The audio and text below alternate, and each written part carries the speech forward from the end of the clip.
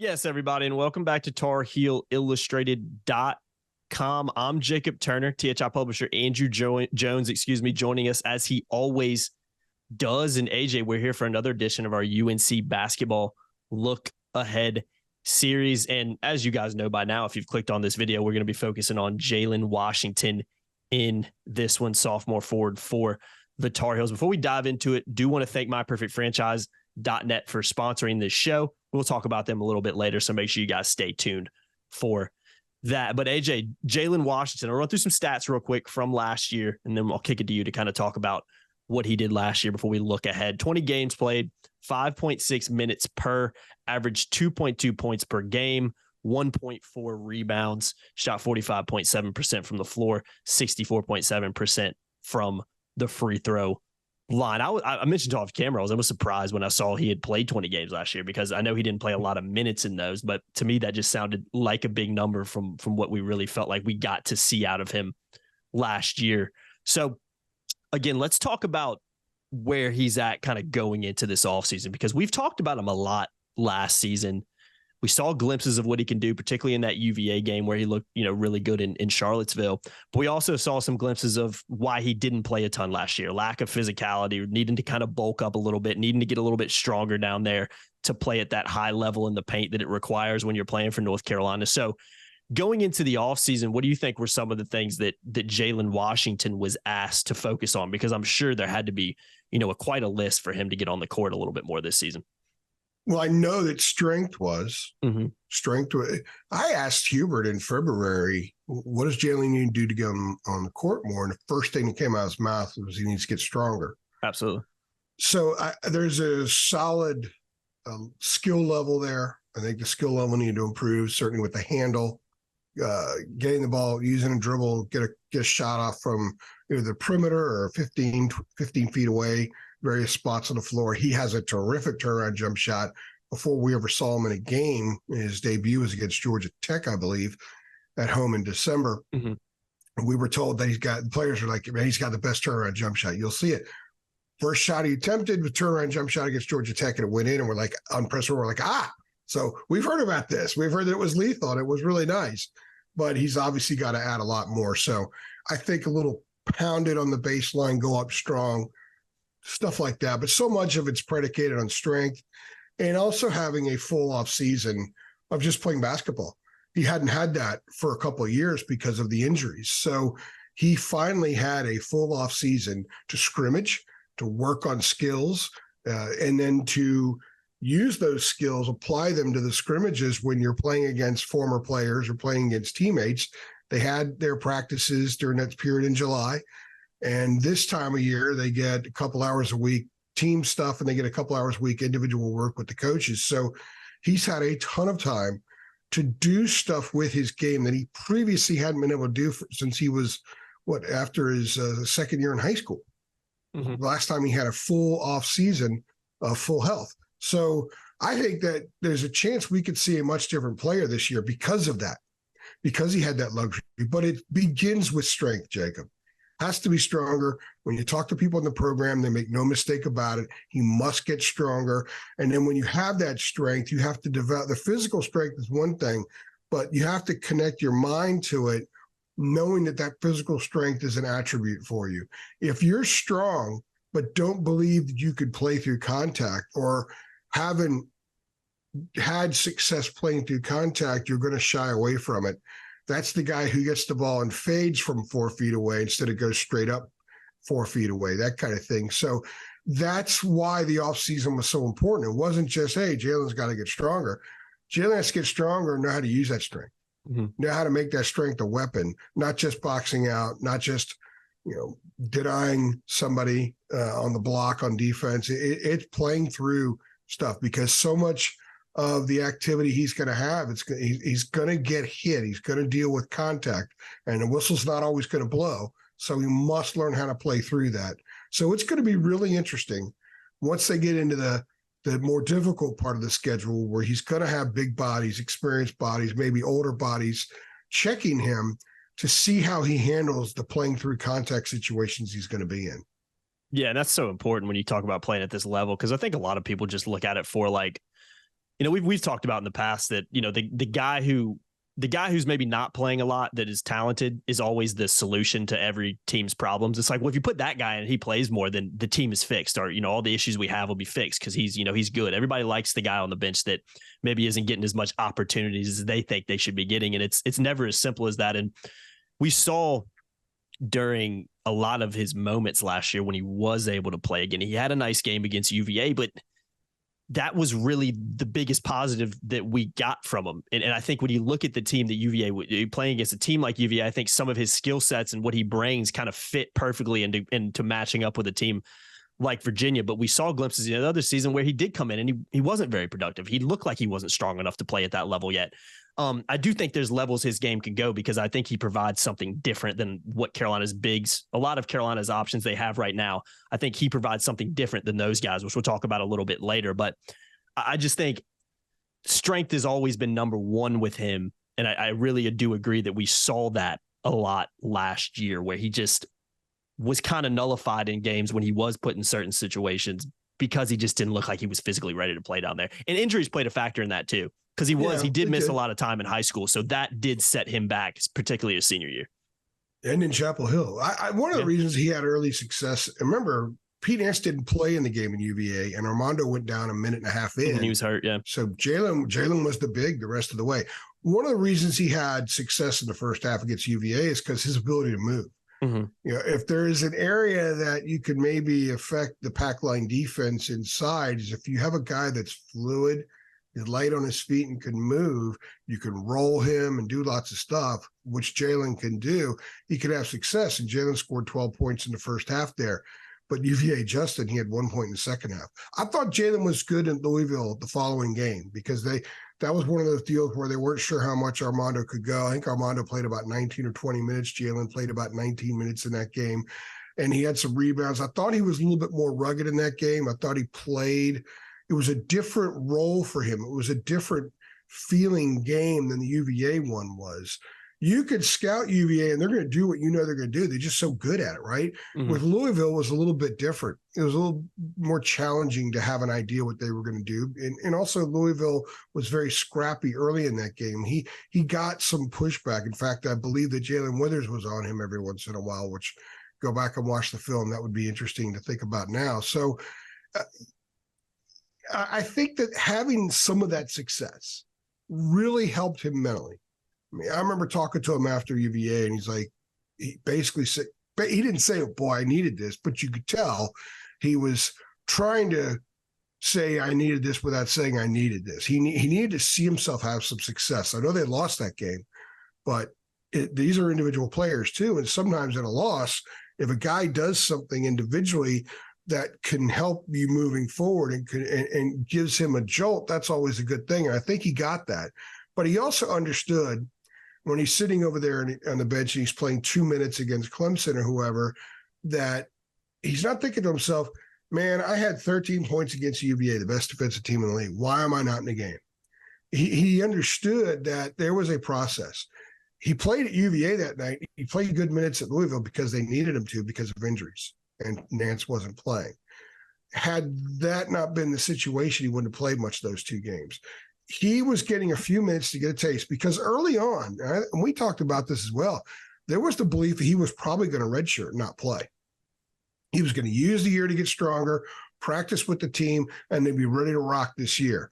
So when they ended up getting him those minutes, those were opportunities for him to get a little bit more of a feel of the college game, major college game. And also to show him some things. Look, we have it on film now, dude. These are things you need to work on. These are some of the areas that are weaknesses right now. So he ultimately benefited because as talented as he is, he's got 3 more years of eligibility. He's probably not going to be around more than 3 more years. So probably wouldn't have used the 4 if they would have redshirted him. So they were smart in getting him out there, getting him a taste. And they got him. It wasn't like he played in 9 games for 15 minutes each, which would have been okay. But I like the fact that he played in a lot of different games. So he checked in on the road in all the different environments. He checked in at home against the variety of teams that they were going to play. So I think there was a lot of value in what he got out of last year, and that has been applied this offseason. But it starts with strength. Yeah. And number 2 is learning how to play with that added strength. Mm-hmm. And that's not as easy as people think. No, it's not. People look at it very black and white, and it's not. Yeah, it's such an adjustment stepping up to this level too, particularly when you miss as much time as he did going into college in the first place, recovering from injuries, dealing with injuries, and getting over that at North Carolina as well. That is a setback in itself. So when you're already trying to develop your game in a certain way, you need to get stronger. You need to develop this and learn how to play with that strength. So you're even more handicapped when you're okay. Well, yeah, I'll work on that when I'm kind of over this injury, and I'm just got over this injury. So you know what I mean? It's not as simple as I think some people kind of made it last year.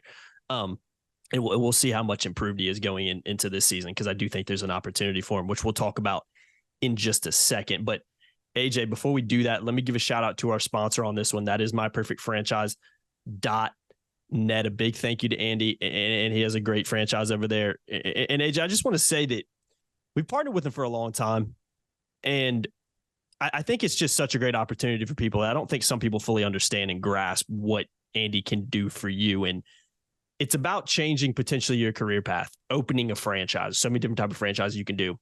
It's also maybe just starting a side hustle, doing a little bit on the side of like, hey, I like what I'm doing right now, my main job, but I'm thinking about, I've got some free time. How can I bring in some other income from different channels?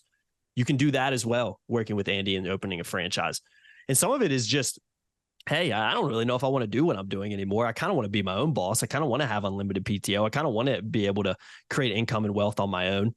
Well, Andy can help you do that too. And for me, the 2 great things about it, he's there with you every step of the way, and having someone like that that's done it. He's a been there, done that guy. He didn't need to open this business. He chose to do this because he got to a point with his franchises that he started where he's living comfortably now and say, you know what, I want to give back. I want to help people kind of go from where I was doing a job I didn't really enjoy to now where I'm owning multiple franchises and businesses, and I have this free time and PTO where I can go and start a business like that to help people and give back. And the second biggest thing is, if you don't make a penny, he doesn't make a penny. He's not like, hey, I'll come teach you how to open a franchise. Just give me $10,000 and then we'll see what happens. No, if you make money, he'll make money. Yeah. So that's a great aspect of it too. So I say all that to say, what do you really have to lose with talking to Andy? At least maybe you decide ultimately you don't want to do it. But if this is something that you've contemplated, thought about, wanted to switch career paths, wanted to do something on the side, wanted to open a franchise that you see driving around town every single day, no matter where you go across the country, there is a franchise, multiple franchises there. Andy can help you do that. So get in touch with him, myperfectfranchise.net. He can help you get started. Just reach out to him. It's 100% free. What do you really have to lose? And if you do end up talking to him, make sure you tell him TarHeelIllustrated.com sent you as well. So talk a little Mac Brown with him too, right, AJ? Massive Mac Brown fan, big Texas. I got a question for you. Mm-hmm. Have you ever thrown something in a dumpster? Oh yeah, of course. Okay. That's a franchise. I know, it's crazy, isn't it? Someone owns a dumpster, right? Mm-hmm. Have you ever used a porta-john? Of course. That's a franchise. Mm-hmm. Dumpsters and porta-johns are 2 of the things that Andy has made a crap load of money doing. Mm-hmm. He can get, you got to open up your horizons here. Think about all the different things out there that there could be a franchise for, and Andy can help you change your life. Yeah. He's helped a lot of people do it. He's worked with some people that have learned about him through THI, and he can help you too. So this is a real long pitch for anybody. He's also a really good guy. Nice guy. It's okay to get a 30-minute conversation with Andy when you're talking about college football and some other things too, because he's a big time fan. He's just a regular dude, and he loves going to concerts. Yeah. So he likes big concert guy. Yeah. He's a normal guy, man. You'll probably spend most of your time talking about stuff unrelated to opening a franchise before you actually start talking about it, because he's just such a easy guy to get along with, and has a lot in common with us, especially with being a big sports guy like he is. So reach out to him, Andy Ludicky, myperfectfranchise.net. Links in the description below. Again, 100% free. What do you really have to lose? Links in the description. Big thank you to Andy for sponsoring this show and all of our Look Ahead series moving forward, and the 2 that we've done so far. All right, AJ, let's look ahead to Jalen Washington. And I'll kick it to you. What do you think his role on this team is? And I preface this by saying, when you look at the other guys they brought in, Jalen Withers, got Armando Bacot back, James Okonkwo coming in, I think Jalen Washington has a different skill set than most of those guys have. Do you think he can, take advantage of that and see a lot more minutes this season? The great David Sisk, who covers basketball recruiting for us and is a basketball analyst, who is, as I always say, a long-time college, AAU, and high school knows coach. What he's talking about, basically. Knows knows what it. The heck he's talking about. Yeah. And he thinks that Jalen Washington could be the prototype for the type of 5 that Hubert wants down the road. When you think of a guy that can move, a guy that can roll, a guy that is kind of bouncy on his feet and can hit that mid-range jump shot. It's not something he has to work on to be able to maybe be okay at by the time he's a senior. He's already got it. It's the closer to the basket stuff he's actually working on a lot more right now. So the role he has for this year, I think his role will be much bigger in 2 years than this year, simply because of who they have back. Yeah. But he might be a situational guy. I think there might be games when you just need a dude with Jalen's skills and athletic ability, and he gets 25 minutes one night against Georgia Tech. And maybe the next game against Wake Forest, he only gets maybe 10 minutes. I think he's going to be that kind of player. And Hubert has the luxury now with this roster of having a lot of situational guys outside the regulars. I think Jalen's going to be one of those guys. Mm-hmm. I don't think there's any doubt about that. And I think he'll be able to offer them some flexibility. If Hubert wants to just shake things up and change the feel of the game, put a guy like him in there at the 5 mm-hmm. and just kind of see what happens, right?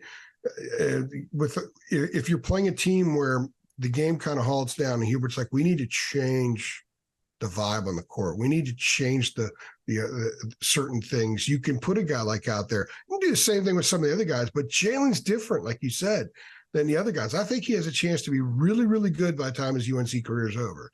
And Agreed. This year, it's hard to project him as a starter because you got to look at Ingram and Withers as probably being ahead of him. And obviously Armando's ahead of him. They've got 4, I'd say, with Armando, Okonkwo, Withers, and Jalen, they have 4 guys that could play in the paint, that could defend well in the block. I think Ingram can as well, to be honest with you. Yeah.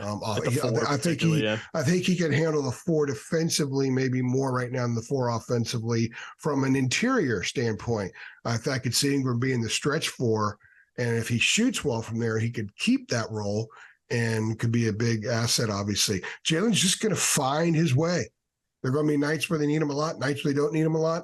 I think monitoring his growth as a player, matching the added strength with the skill and playing through stuff is going to be something to pay attention to this year.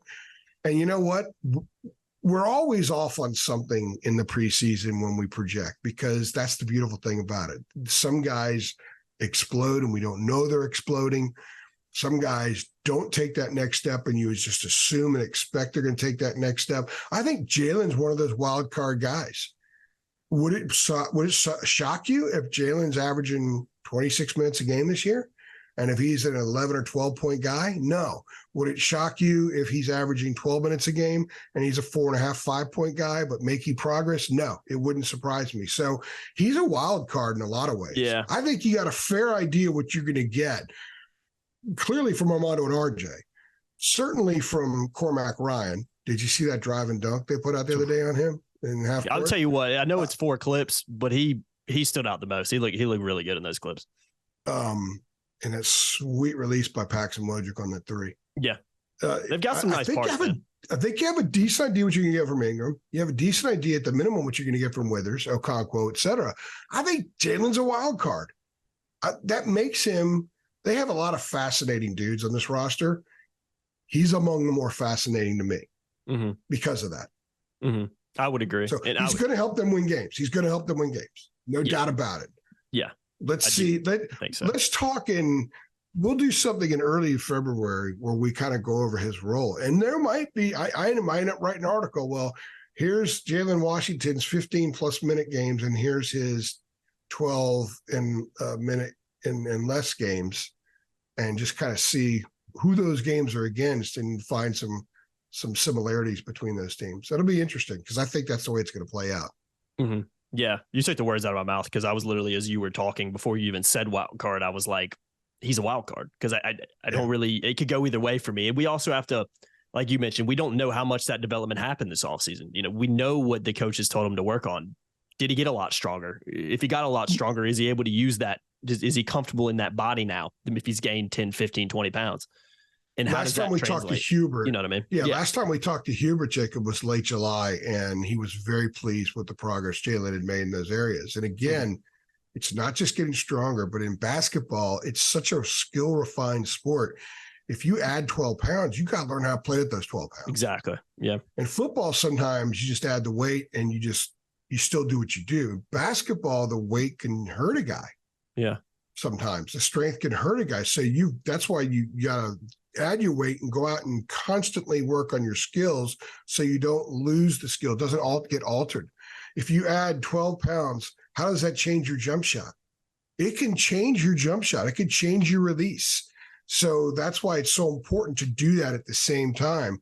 So, but then the next thing is playing through it. Like I said, I've said that 3 or 4 times, and I probably don't need to say it more, but that's what I'm going to watch for.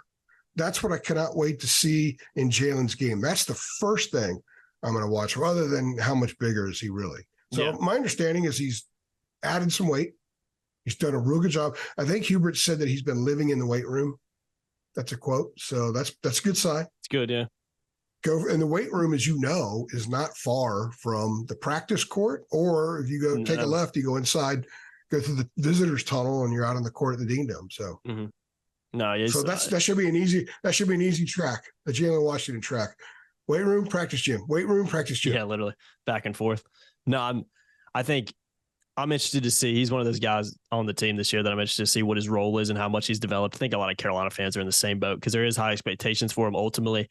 And he's more of that prototypical kind of 5-4 that you want, who can go down low and do his thing, but can also step out, dribble, shoot the ball. That's where the game is kind of gone. And I think that's why a lot of people are so excited about Washington and what he could potentially be. We haven't seen it yet, but he's still early. He's still young. And I think when you look at the parts that are around him, some of the guys he's getting to play with and learn from, I think is also a big plus too. So for me, he's a wild card. That's the summary of this podcast. He's a wild card. And that's the guy David envisions, what you were just describing a minute ago. That's the guy David envisions. And I trust David implicitly. Yeah. Oh, exactly. And I think it's not rocket science. That is the way the game is gone. And that is, in my opinion, I agree with David, when you look at what Hubert's trying to do, you look at what he's told us in the system. And I think we all think he's trying to run. Jalen Washington fits that system perfectly if he can get up to speed, get that strength, and just be more comfortable playing out there. He's got all the intangibles for it. We just haven't seen it yet. And granted, it's only been one season, so we'll see what happens this year. But yeah, he's got the potential, man, for sure. By the way, 3 weeks from today, today's the 50th. 3 weeks from today is Carolina Basketball Media Day. Yep, I did see that. I saw that email came in a couple of days ago that it's not far, man. Yeah, coming around the corner. Practice in 2 weeks. Practice in 2 weeks. I always say when football starts, basketball is just, it creeps. It's just there. It's like you get to focus on football for a couple weeks and then basketball. August is the longest month of the year because you get all excited about the beginning of fall camp and football and all the storylines. And all of a sudden you're like, man, I've written this story.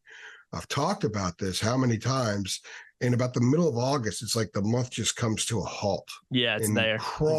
You crawl to the football opener. Once they play a football game, everything takes off.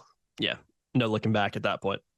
Couldn't have said it any better. But we'll see what Washington does this year. Excited to see his development. Excited to see what kind of guy he can be for this team. And I think his ceiling is high. Let's just see if he can get there. I've been Jacob Turner. He's been Andrew Jones. Another episode of the UNC Basketball Lookahead Series. If you think Washington's set for a big year, if you're excited about his potential and what he can do, go ahead and like the video below. I want to hear from you guys as well. Head on over to TarHeelIllustrated.com. Links in the description below. You can sign up to be a premium member for just $8.33 a month. You can become a Carolina insider too. Great time to do it in the middle of football season with basketball season right around the corner. Recruiting's 365 days a year, so it's always a good time to be a part of it for that reason alone. So come on over and join our awesome community there. Again, $8.33 a month. Links in the description below. Big thank you to myperfectfranchise.net. Shout out to Andy. Thanks. And again, guys, if you do end up talking to him, make sure that you tell him that THI sent you. Definitely do that for us. It'd be much, much appreciated. Like, share, subscribe, hit the notification bell too, so you know every single time we upload. See you on the next one. Thanks.